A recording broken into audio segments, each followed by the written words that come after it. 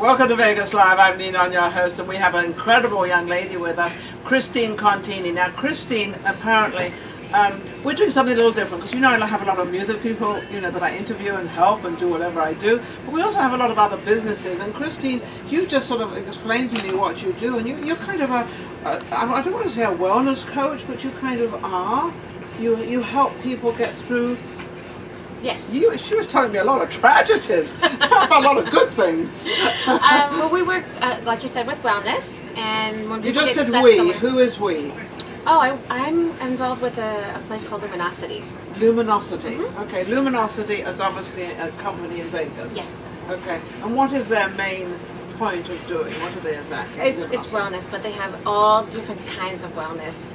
Acupuncture, theta healing, meditation, hypnosis, it goes on from there. Massage therapy, brain activity tracking, I mean, just many, many things. Although we need this all over the world, we certainly need this in Vegas.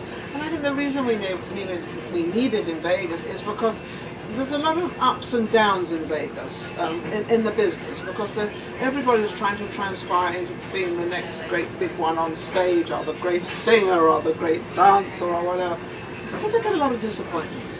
Yes, and a lot of physical, wearing yourself down, working too hard, and not mentally, having a balanced life. Yeah, because they work at night as well, and not during the day, so they don't get up to 12 or 1 o'clock. So it's a whole different life. How does this affect our sort of regular people in Vegas? Well, it's even more than that. The energetics of just the city, because so many transient energies come in, it's hard to stabilize. It's hard to balance yourself and stay strong in who you are and not be affected by everything around you all the time. And they get affected, don't they? Yes. Like you said, you mentioned depression. It's so easy. So how many hundreds of people lost here in Las Vegas last night? They lost. Yes. They lost something.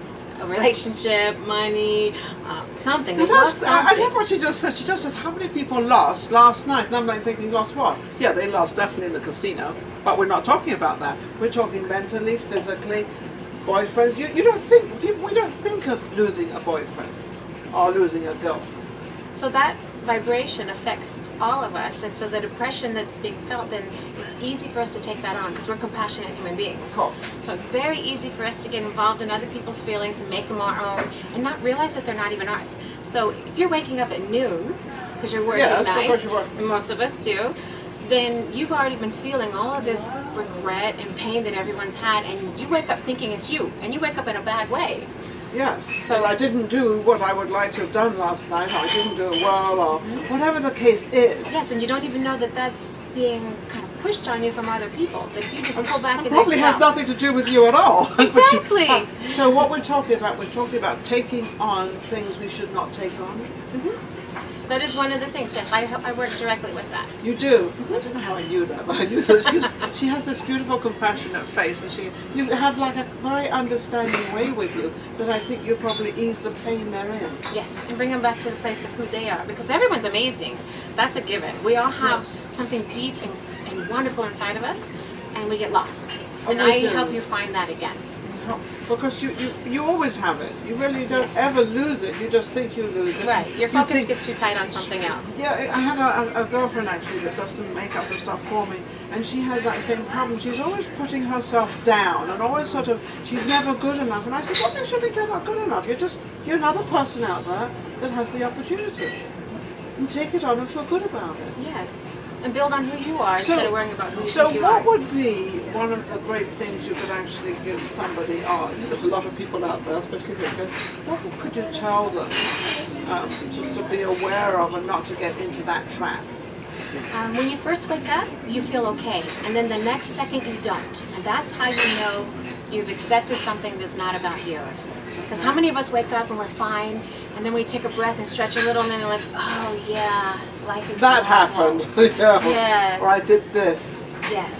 So how do you try to avoid that, or not even think about it, and just try to sort of have that lovely energy that I'm great and I'm okay? But you don't have to say you're great all the time. You just have to, you know. Well, you can't fake it. You can't fool yourself, because energy knows better.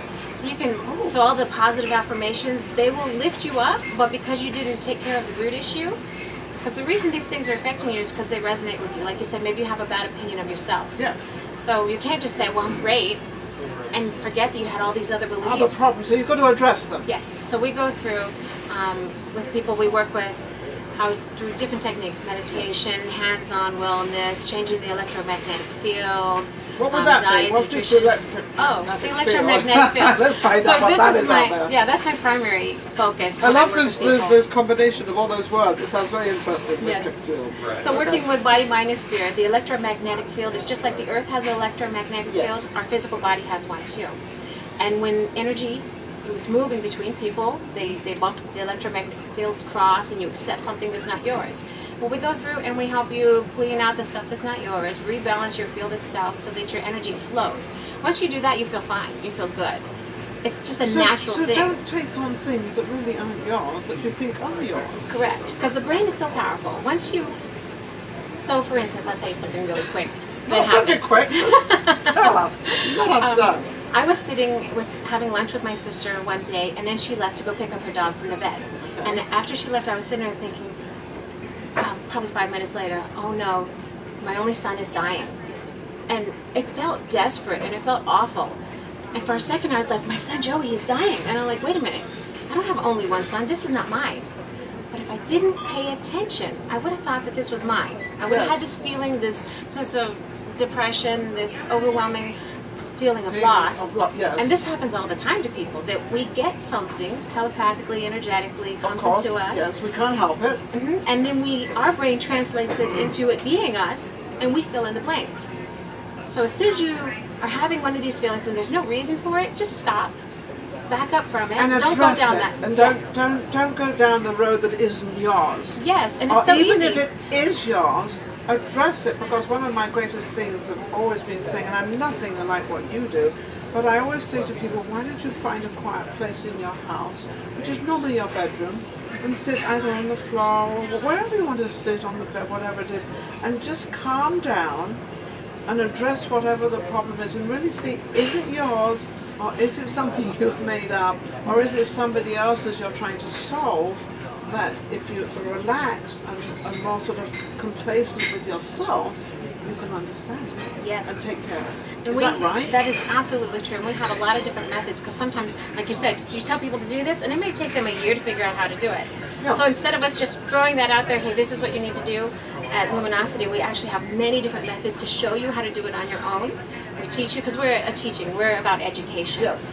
We're going to make sure you know how to do something on your own for your own wellness. So you're not actually worried, they're not worried, if I understand this correctly, of teaching somebody something and they never come back. Oh, never worried about that. See, this is a problem we have. This is a very large problem we have with lawyers, doctors, and anybody out there. We have this problem of not to lose our client or our customer. No, because so we're always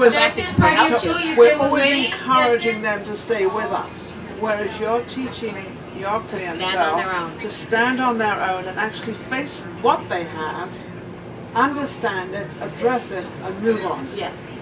And then they can always come back if they haven't quite got it, or if they have a problem. Correct. It's amazing. What's been one of your greatest cases that you really sit back and you say, wow, it really did help that person? Probably many. Yeah, there's a lot. But I was just reminded of one yesterday that I really enjoyed. A few years back, in the beginning of when I was starting to work with this, a woman brought in her son, and it was a brand new experience for me. She brought in her 4-year-old son, and his father had died. And she's like, oh, I'm sorry, actually he was 5 at the time. He was 3 and a half when the father died. So I was looking back at when he was 4, working on the issues. And after his father died, he hadn't sang, he hadn't cooperated at bath time, he was very aggressive with his mother, punching her. And she angry, right. And she couldn't figure out why or what to do. And so we did our little session, we went through the information, and he spoke Spanish. I didn't speak to him at all, not one word. I only asked the mother questions, and then I did the work that I do. Yes. And then she called me up later after she got home, and she said, in tears. You'll be in tears soon. That on the way home, he sang in the car. And it was the first time he sang since his father had died. That's amazing. And in school, he started to behave. When she told him to take a bath, he went willingly. I mean, there's a lot. So you actually got him to understand the process of what had gone on and what had happened. He probably thought with him, because this is what children, I remember I had a children's show, and what they always seem to think is it's their fault. something. He took some kind of responsibility, some kind of something fear, he felt not that knowing if I what was hadn't going done on. this, then this wouldn't have happened and Dad would still be alive. You know, they take on these things that we as parents or people don't understand. They don't think that they've got that intelligence to do that. Right. But they're born with it. They just don't know how to communicate that they're doing it yet. Absolutely, but they're kind of with it. So that's Yes. a beautiful thing. So what you're actually telling me, so anybody out there that truly has a problem with the children, don't be afraid to bring your children in and address it. Absolutely. And so we're writing a book now to bring in all of these different death type of experiences, miscarriages, abortions, suicides, murders, with the people that I've experienced this with. Yeah.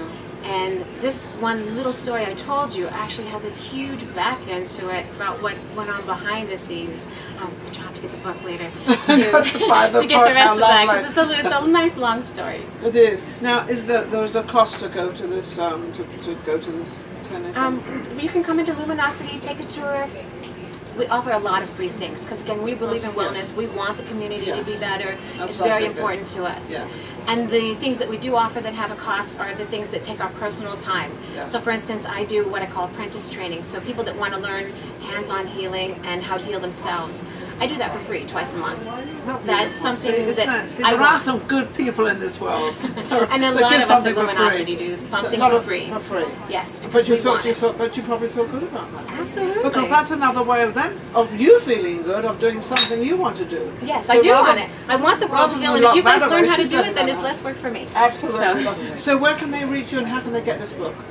Well, the book is actually being currently written. It's not finished yet, but it's so coming. Another year?